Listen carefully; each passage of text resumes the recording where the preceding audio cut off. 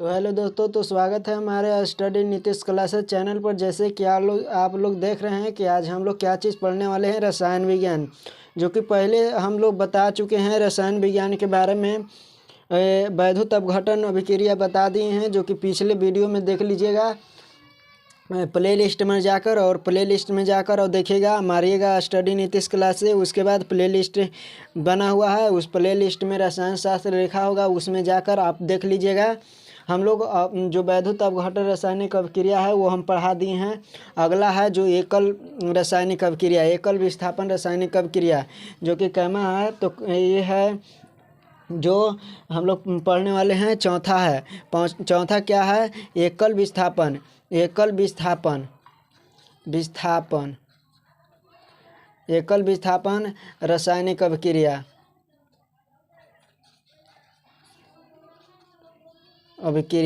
जैसे कि आप लोग शब्द से ही पता चल रहा होगा कि एकल विस्थापन किसको कहेंगे और एकल विस्थापन किसको कहेंगे, ये आप लोग पता चलित होगा। एकल मतलब एक होता है, अब विस्थापन मतलब क्या होता है, दो होता है। विस्थापन मतलब कि हटाना होता है। विस्थापन मतलब क्या होता है, तो हटाना होता है। अगर कोई मान के चलिए कि कोई तत्व है, मान लेते हैं कि कोई तत्व एकल विस्थापन समझेगा। मान लेते हैं कि कोई तत्व है और कोई तत्व क्या है, एगो ये तत्व है और एगो तत्व BC है। अब यहाँ पे बना रहा है क्या चीज़, तो यहाँ पे बना रहा है AC और प्लस में यहाँ पे कर दे रहा है BC, विस्थापित कर दे रहा है। मान लेते हैं कि क्या कर दे रहा है, विस्थापित कर दे रहा है। अब देखिए यहाँ पे सबसे पहले यहाँ पे समझिएगा कि ये इसको कहेंगे क्या चीज़, तो इसको कहेंगे एकल विस्थापन। एकल विस्थापन जब कोई तत्व अपने से अधिक अभिक्रियाशील धातु को क्या कर देता है, उसको हटाकर, उसके कम की अभिक्रियाशील तत्वों को हटाकर विस्थापित करके उसको खुद ग्रहण कर लेता है स्थान को, तो वैसे अभिक्रिया को क्या कहेंगे, एकल विस्थापन अभिक्रिया कहेंगे। जैसे देखिए यहाँ पे क्या कर रहा है कि ये एगो तत्व है, एगो B तत्व है, AC जो है BC है, एक यौगिक है, समझिएगा, यौगिक है। और यहाँ पे क्या है, यहाँ पे एक तत्व है, समझ में आ रहा है ना। तो BC यौगिक है, BC कौची है, यौगिक है। यौगिक के रूप में इसमें जो है ये है एगो अलगे तत्व, B भलो कि C एगो अलगे तत्व है, एगो B अलगे तत्व है। तो यहाँ पे समझिएगा, अगर यहाँ पे ये क्या कर रहा है ना कि जो इससे है A जो है A है वो B से क्या कर रहा है, B से अधिक अभिक्रियाशील तत्व है। ये जो तत्व है वो B से अधिक अभिक्रियाशील तत्व है, जिसके वजह से क्या कर रहा है ना कि इसको हटा दे रहा है। जैसे हम मान लेते हैं कि यहाँ पे एगो मोटा है, अब यहाँ पे मोटा के साथ एगो, यहाँ पे मान लेते हैं कि एगो पतरा है, ठीक है। यहाँ पे पतरा है, पतरा के साथ एगो आओ जो है पतरा है। मान लेते हैं कि यहाँ पे दो गो लड़का है, एगो लड़का है और यहाँ पे लड़की है। अब इसको दोनों क्या कर रही है, दोनों मतलब कि यहाँ पे एक यौगिक मान लेते हैं, दोनों के क्या मान लेते हैं, यौगिक मान लेते हैं। अब मान लेते हैं कि एक और लड़का है। अब देखिए, अब यहाँ पे एक और लड़का है, अब इससे ज़्यादा मान के चलिए कि यहाँ पे क्या करेगा, यहाँ पे मान लेते हैं कि ये लड़का वा इससे ज़्यादा अगर प्रेम करेगा तो इसको क्या करेगा, इसको नकार देगा। समझ में आ रहा है ना। तो इसको नकार देगा, इसको भगा देगा, एने साइड में कहेगा भगा देगा, इससे खुद कौशी कर लेगा, प्यार कर लेगा। आप देखिए उसी प्रकार से यहाँ पे है। अब इसमें यौगिक है, अब यहाँ पे तो ये क्या कर रहा है कि इससे अधिक अभिक्रियाशील तत्व है। यहाँ पे क्या है, अधिक अभिक्रियाशील तत्व क्या है, तो B है। यहाँ पर ये है, सॉरी, अब यहाँ पे B कम है। तो अब इसको क्या करेगा कि इससे जब कोई अधिक अभिक्रियाशील तत्व है, अब उसको जब आएगा तो क्या करेगा, इसको हटा दे रहा है सीधे। अब इसे खुद क्या कर रहा है, अभिक्रिया कर दे रहा है। तो ऐसे रासायनिक अभिक्रिया को क्या कहेंगे, तो एकल विस्थापन अभिक्रिया कहेंगे। जब वैसे रासायनिक अभिक्रिया, याद रखिएगा कि वैसे रासायनिक अभिक्रिया जिसके यौगिक में उपस्थित परमाणुओं या परमाणुओं के समूह दूसरे परमाणुओं के विस्थापित हो जाता है, तो इस अभिक्रिया को एकल विस्थापन रासायनिक अभिक्रिया कहते हैं। जैसे फेरस सल्फेट, जैसे मान लेते हैं कि अगर मान लेते हैं कि यहाँ पे क्या है, यहाँ पे लिखेगा कि वैसे रासायनिक अभिक्रिया जो, अगर ये वैसे रासायनिक अभिक्रिया जिसमें कोई परमाणु में यौगिक में उपस्थित परमाणु किसी दूसरे परमाणु के द्वारा क्या कर दिया जाता है, तो विस्थापित कर दिया जाता है, तो उसे रासायनिक अभिक्रिया को क्या कहेंगे, एकल विस्थापन कहेंगे। जैसे मान लेते हैं कि यहाँ पे क्या है, लोहा है, और यहाँ पे क्या है, यहाँ पे CuSO4 है, तो ये क्या कर देगा ना कि इसको क्या कर देगा, विस्थापित कर देगा। यानी Fe खुद ग्रहण कर लेगा किसके साथ, तो SO4 के साथ। अभी कर यानी कॉपर को क्या कर देगा, तो विस्थापित कर देगा। अब देखिए यहाँ पे क्या कर दे रहा है, जो लोहा है, लोहा क्यों विस्थापित कर दे रहा है, कहिएगा कि यहाँ पे लोहा, आखिर आपको मन में सवाल उठ रहा है कि आखिर ये भी तो एक यौगिक है और ये भी यौगिक है। अब देखिए यहाँ पे यौगिक, यहाँ पे भी तत्व है, तो इसको विस्थापित क्यों कर देता है, तो विस्थापित अभी हम बताएं कि मान लेते हैं कि यहाँ पे ज़्यादा प्यार करने वाले क्या करेगा, इससे करे लगेगा और इसको क्या कर देगा, भगा देगा। मान लेते हैं कि इसके पास ज़्यादा पैसा है, इसको भी गरीब है, अभी गरीब के ऐसे हटा देगा साइड में, अभी इसको से क्या कर लेगा, तो समझ रहे हैं ना। तो इस तरह से यहाँ पे मान लेते हैं कि अधिक अभिक्रियाशील तत्व है, कौची, फेरस जो है यानी लोहा जो है वो अधिक अभिक्रियाशील तत्व है, किससे, यानी पूरा तत्व से नहीं, केवल हम इसके बात कर रहे हैं। अभी इसके तुलना में जो है, ये जो कॉपर के तुलना में जो लोहा है वो अधिक अभिक्रियाशील तत्व है, जिसके वजह से इसके साथ संयोग करके अब फेरस सल्फेट का निर्माण कर लेता है, कॉपर को हटा देता है। अब यहाँ पे एक और क्वेश्चन है जो बिहार बोर्ड के VVI है, बिहार बोर्ड के VVI से मॉडल दम समझिएगा कि ये पूछा जाता है, केवल इस पर पूछा जाता है क्या चीज़, तो क्या पूछेगा कि क्या होता है जब, क्या होता है जब कॉपर सल्फेट के कॉपर सल्फेट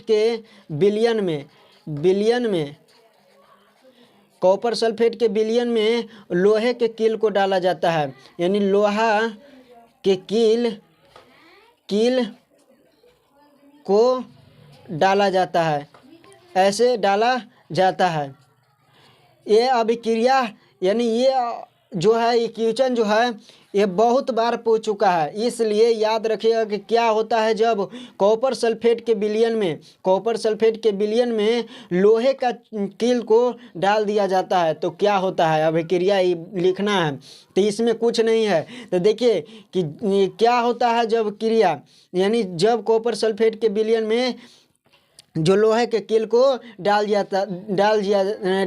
जाता है, तो यहाँ पे क्या करेंगे, लिखेंगे क्या चीज़, कि जब कॉपर सल्फेट के विलयन में लोहे के कील को डाल दिया जाता है तो उसके रंग में परिवर्तन हो जाता है, तथा फेरस सल्फेट के विलयन, यहाँ पे लिखेंगे कि जब कॉपर सल्फेट के विलयन में लोहे के कील को डाल दिया जाता है तो क्या होता है, तो यहाँ पे होता है कि जब कॉपर सल्फेट के विलयन में लोहे के कील को डालते हैं तो उसके सबसे पहले कि रंग उसका परिवर्तन हो जाएगा, नीला से हल्का हरा हो जाएगा, सबसे पहला बात।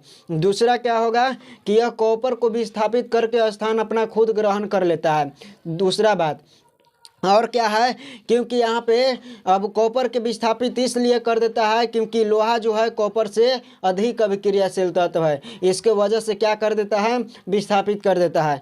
और यहाँ पे विस्थापित कर दिया, तली में बैठ जाएगा। जैसे यहाँ पे एक बीकर ले लीजिए, अब बीकर में इसमें पानी पहले डाल दीजिए और इसमें कॉपर सल्फेट के चूर्ण डाल दीजिए, अब ऊपर से डालेंगे लोहा, तो ये अभिक्रिया भी हमको जो है ये अभिक्रिया कराया गया है। इसमें इस वीडियो में, शॉर्ट वीडियो में जाकर और सबसे लास्ट में देखिएगा, शॉर्ट में मारिएगा सर्च और सबसे लास्ट में जाइएगा तो वहाँ पे मिलेगा कि कॉपर सल्फेट से किस तरह से अभिक्रिया करता है, वो पूरा डीपली से यानी पूरा प्रयोग के साथ प्रयोगशाला में वो प्रयोग किया गया है। इसलिए सबसे पहले उस वीडियो को ज़रूर देख लीजिए कि क्या होता है जब कॉपर सल्फेट के विलयन में लोहा के कील को डाला जाता है। इसलिए जाकर पहले उस वीडियो को देख लीजिए, ताकि ऐसे भी हम उसको लिंक हम दे देंगे इस वीडियो में, ताकि आपको समझने में कोई दिक्कत ना होगा, ना ढूंढने में आपको कोई दिक्कत होगा। इसलिए आप डिस्क्रिप्शन में जाकर वहाँ पे सर्च के, यहाँ पे लिंक, वीडियो लिंक लिखा रहेगा और उस पर आप सर्च कीजिएगा, डायरेक्ट उस वीडियो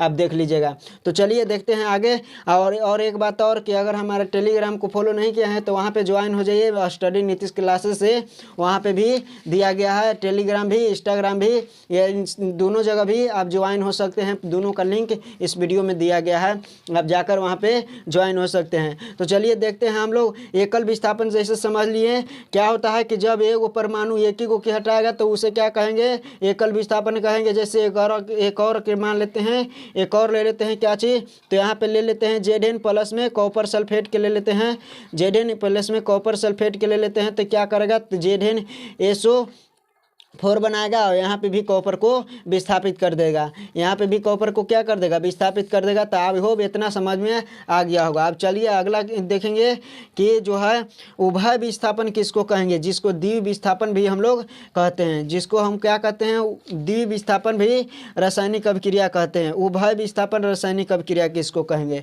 देखिए यहाँ पे लिखते हैं उभय विस्थापन, उभय विस्थापन, उभय विस्थापन रासायनिक अभिक्रिया।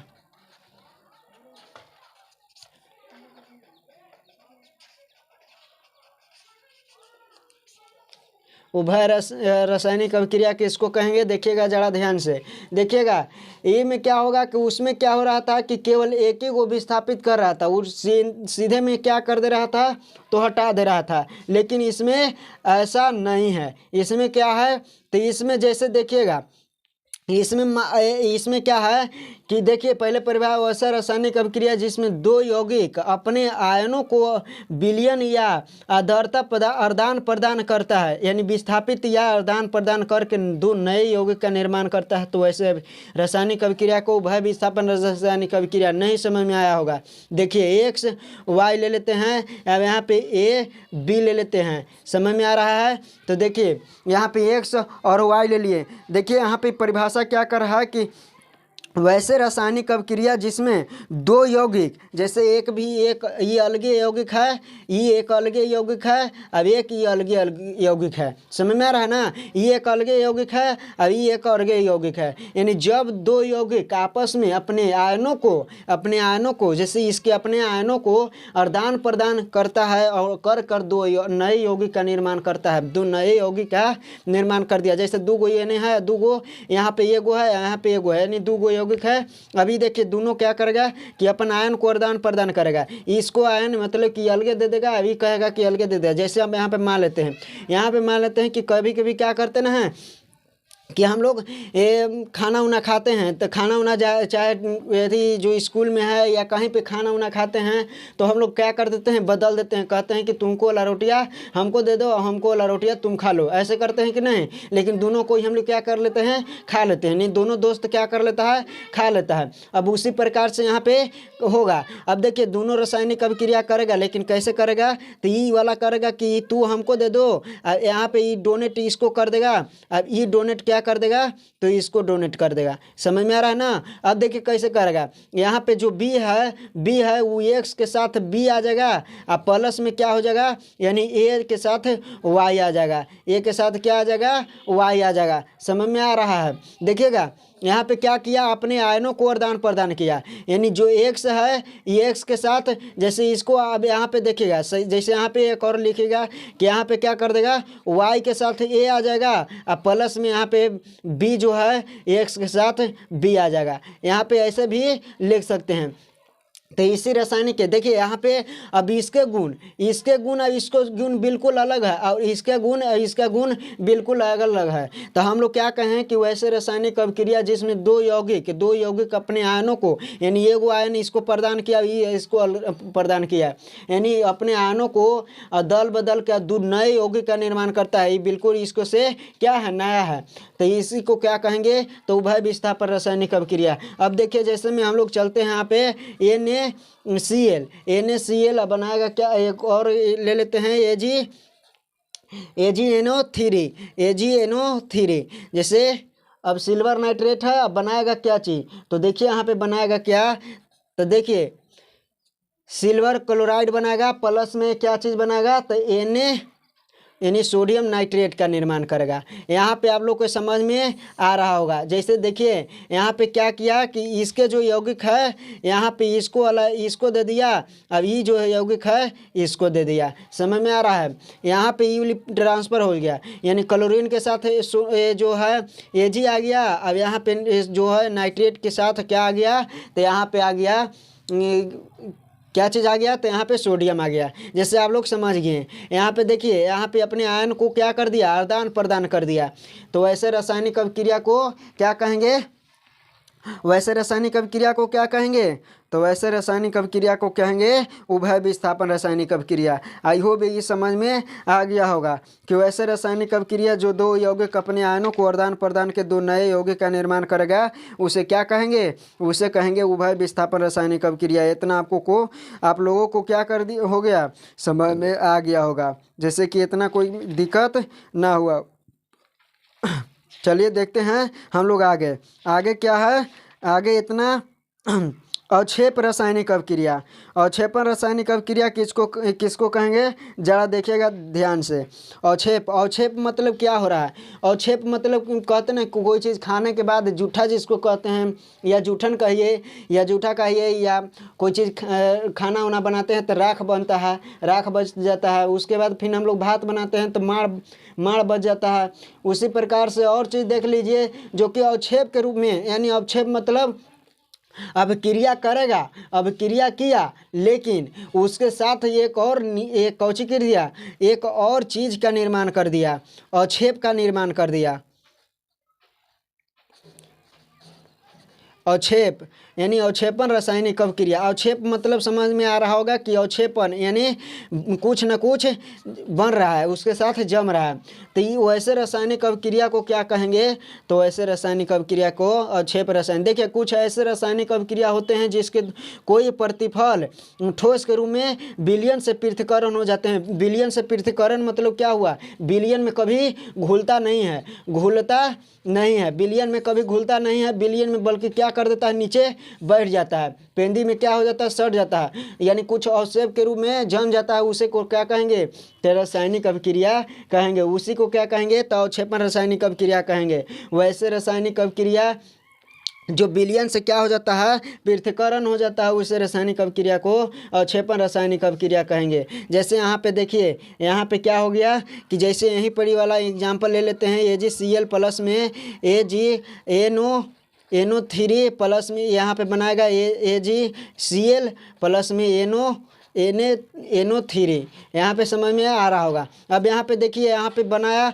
अब ये जो सिल्वर क्लोराइड है, ये सिल्वर क्लोराइड क्या करेगा, यानी पेंदी में बैठ जाएगा, तो इसी को कहेंगे क्या, अवक्षेप के रूप में बन रहा है सिल्वर क्लोराइड, तो इसी को कहेंगे अवक्षेपण रासायनिक अभिक्रिया, इसी को कहेंगे अवक्षेपण रासायनिक अभिक्रिया। आई होप इतना आपको समझ में आ रहा होगा। जैसे क्या होगा कि यहाँ पे एक लड़का है, एक लड़की है, दोनों क्या हो गया कि शादी हो गया, यहाँ पे एक क्या हो गया, बैठ गया। समझ में आ रहा है ना, जो पहले वाला था वो क्या हो गया, बैठ गया। तो वैसे रासायनिक अभिक्रिया को क्या कहेंगे, अवक्षेपण रासायनिक अभिक्रिया कहते हैं।